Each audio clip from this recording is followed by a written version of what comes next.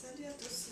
Aujourd'hui, je vais vous montrer à faire un pudding chômeur, c'est-à-dire un pudding au sucre qui a très peu d'ingrédients, peu besoin d'outils, donc très facile aussi.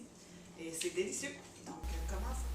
Alors, pour cette recette, vous allez avoir besoin d'une tasse et quart de crème 35%, donc de la crème à fouetter. Vous allez avoir besoin d'une tasse et demie de cassonade, de sucre brun.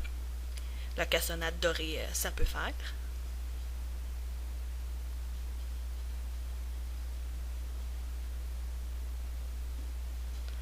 Ensuite, vous allez avoir besoin d'un quart de tasse de beurre ou margarine. Mais on s'entend que c'est mieux avec du beurre.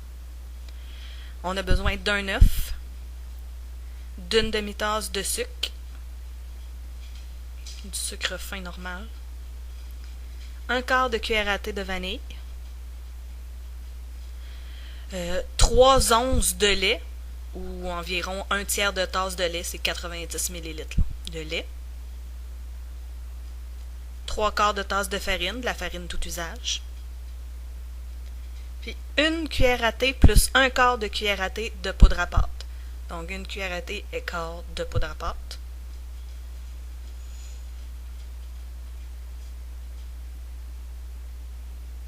Finalement, on a besoin d'un moule 8 par 8. Moi, je l'ai graissé un peu, mais c'est pas nécessaire de le graisser. C'est juste une préférence. Et un four pour le faire cuire. Et une cuillère pour brasser. Alors, la première étape, ce qu'on va faire, c'est qu'on va mélanger la crème et la cassonade. Donc, c'était une tasse et quart de crème, une tasse et demie de cassonade. Dans un bol, on va brasser, en fait, dans le bol qu'on va faire le pudding carrément, directement. Puis, on va brasser ça jusqu'à ce que ça soit complètement beau mélange brun. C'est ce qui va faire notre sauce du pudding.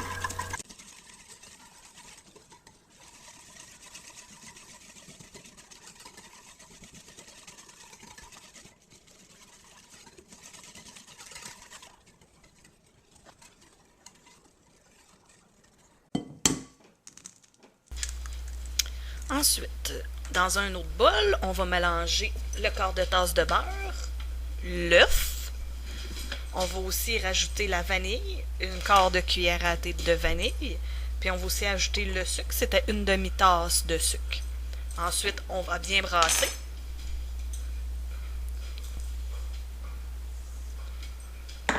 Jusqu'à ce que, en fait, on va brasser jusqu'à ce que ça ait une belle consistance crémeuse. Pas besoin d'utiliser un fouet, la cuillère, c'est bien en masse.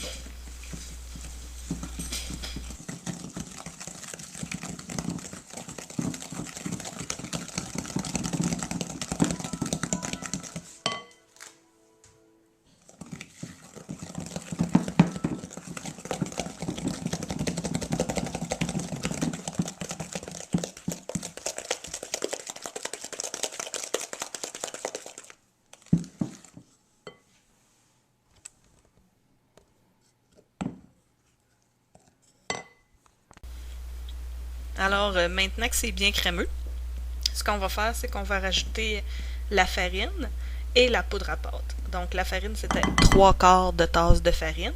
On peut avoir mélangé la poudre à pâte avant à faire la farine pour que ça se disperse mieux. C'est pas nécessaire.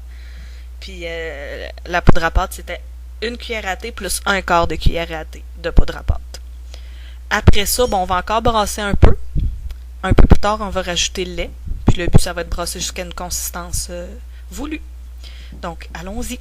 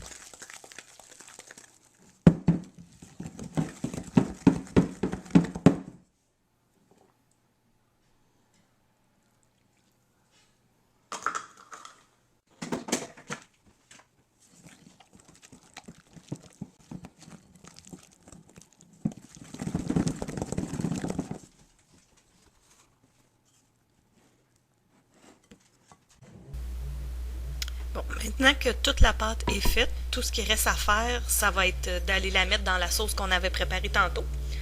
On y va par grosse cuillerée dans la sauce. Ça n'a pas besoin d'être égal du tout, du tout. Ça va se distribuer bien comme il faut, mais que ça cuise.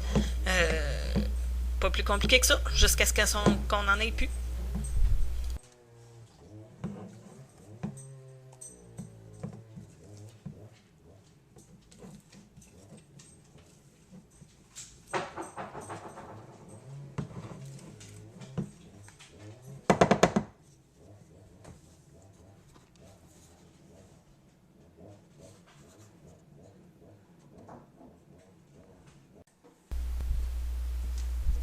Maintenant, ce qu'on va faire, c'est qu'on va le mettre au four. Faut faire très attention, le four c'est chaud. Donc, on va le mettre sur la grille du centre pour une durée de 40 minutes. Et évidemment, on avait fait préchauffer le four au début jusqu'à 350 degrés Celsius. Donc, à 350 pendant 40 minutes.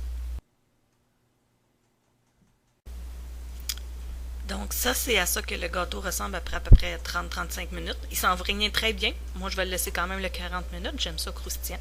On voit comment il est doré puis que c'est rendu un gâteau.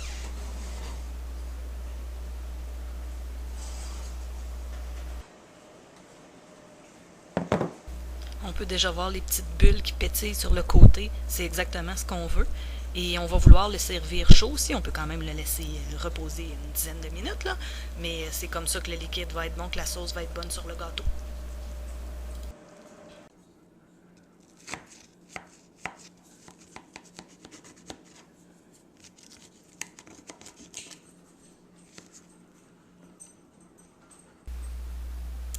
Pour ce qui est du service, on peut le servir comme ça, évidemment, vu qu'il y a de la sauce dessus, mais ça va être meilleur si on met un peu de crème douce. Personnellement, j'aime mieux avec de la crème douce. On peut aussi faire un peu de décoration avec de la crème fouettée. C'est vraiment ce qu'on préfère. Et je vous le garantis, c'est délicieux.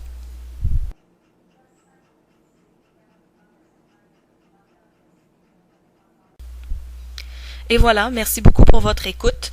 S'il vous plaît, laissez un commentaire ce que vous voulez que je fasse la prochaine fois. Et je vous souhaite une bonne semaine.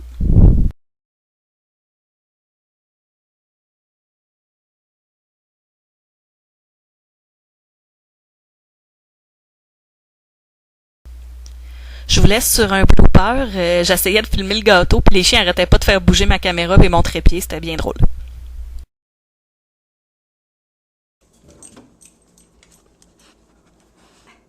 Les faces de perte. Hein? Les faces de perte. C'est des faces de perte. Peux-tu regarder mon gâteau?